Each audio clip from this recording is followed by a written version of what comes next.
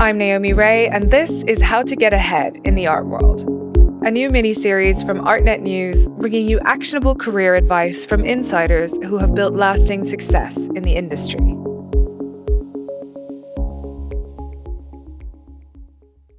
Layoffs are never easy. In the art world, they can be especially disorienting. Whether it's a gallery restructure, a delayed museum opening, or a market slowdown, more people are finding themselves at a career crossroads. If that's you, or someone you know, this episode is here to help. While this moment is undeniably difficult, it's also clarifying. A layoff can force the kind of reset you never choose, but might actually need. So I asked 3 experts who've seen the art world from every angle how they'd think through a moment like this. The first is Brooke Lampley, a senior director at Gagosian and one of the most respected dealmakers in the business. I also spoke with Cat Manson, career coach and co-founder of Art Market Mentors, who helps art world professionals find clarity and momentum. And Loic Gouzer, the entrepreneurial founder of the app-based auction platform Fair Warning. Let's start with what to do in the first 72 hours. When you've just been let go, the temptation to vent is real, especially if the situation felt unfair or abrupt. But, as Brooke Lampley points out, how you carry yourself in that moment can shape your future in ways you don't expect. My heart really bleeds for anyone in that experience at any time, and particularly in today's topsy-turvy economic and geopolitical world. I think it's really important to remain respectful of the place that you worked nonetheless, and be careful what you say. While I'm a truth teller, I think those relationships remain valuable to you. And you never know if you might have an opportunity to work there again in the very near future, even if that's not the destination you're imagining at the present time or the given moment. I've worked with a lot of people who have come back to the places that they were let go from, and they would never have had the opportunity or felt comfortable to do that if they'd closed that door firmly behind them. Don't burn bridges. Brooke's advice here is all about the long game. Boomerang employees, or workers returning to their former workplace, made up 35% of new hires on ADP's payroll data this spring. For a company, rehires can be quicker and cheaper to onboard than starting fresh with new workers, and this is especially true for employers in the art world who are dealing with narrow skill sets that are not widely dispersed. The art world is small, and careers in it are often cyclical. Even if you don't see a return path now, that door could swing open later, if you've left it with grace. Once you're ready to strategize your next steps, Cat Manson wants you to look forward, not back. One smart move is eyes forward. Get your story straight, practice telling it, make sure you work on your mindset, and look ahead to what you want to achieve in the future.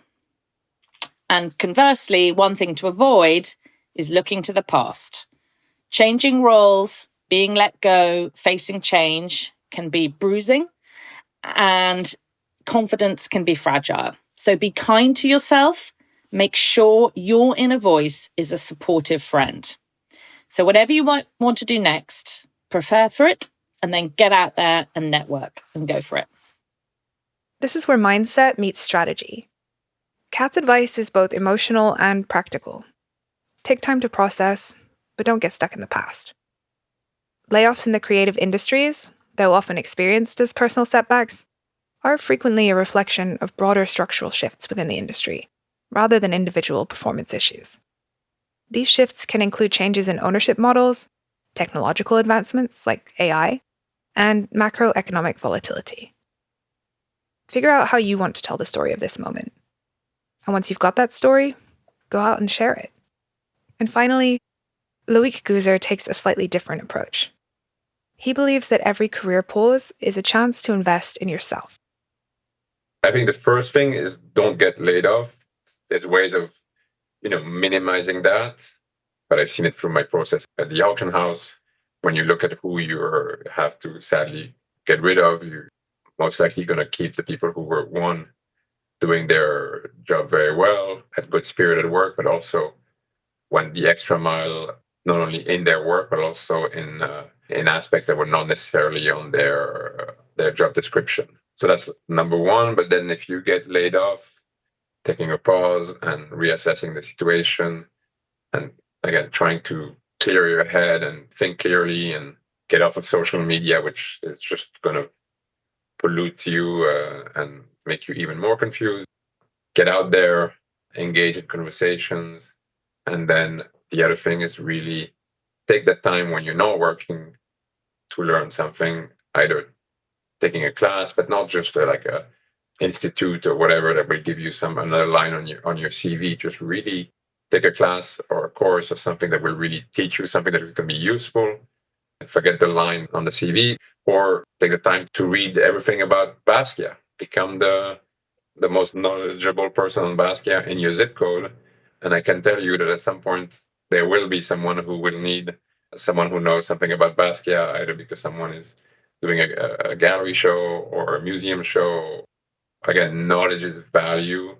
And when people are hiring, they're looking for people with value. So knowledge will give you value. And once you have value, then you can trade this against a job or a better job and so forth. So a mixture of smart and chosen enlightenment or education, plus getting out there and creating those occasions where people can notice that you exist and notice that you know something that they probably need access to, that will set you up perfectly to get your next job. Loic's advice that knowledge is value is powerful. And before you dive headfirst into a new research project or online class, it's worth taking a moment to be strategic. Start by taking stock of what you already know. Are you an expert in post-war Italian art? Have you worked on dozens of condition reports or exhibition checklists? Great. Those are assets. But also look at where the field is going. What skills are becoming more essential? Are more roles asking for CMS proficiency or fluency in auction data platforms? Do a quick gap analysis. What's in demand right now, and how do you stack up? Then pick 1 or 2 areas where upskilling could really move the needle. Getting laid off might feel like the end of something, but in the long arc of your career, it's really just a pivot point. Here's what our guests want you to remember. Leave doors open. Tell your story with confidence. Use your time to deepen your knowledge. And network. Links to some of our favorite organizations are in the show notes. If this episode helped you, share it with someone else who might need it. And don't forget to check out the rest of our How to Get Ahead in the Art World series on Apple Podcasts, Spotify, or wherever you get your podcasts. If you're enjoying the series and want more on the business side of art, subscribe to Art Market Minute. How to Get Ahead in the Art World is produced by Sonia Manalili in partnership with Art Market Mentors.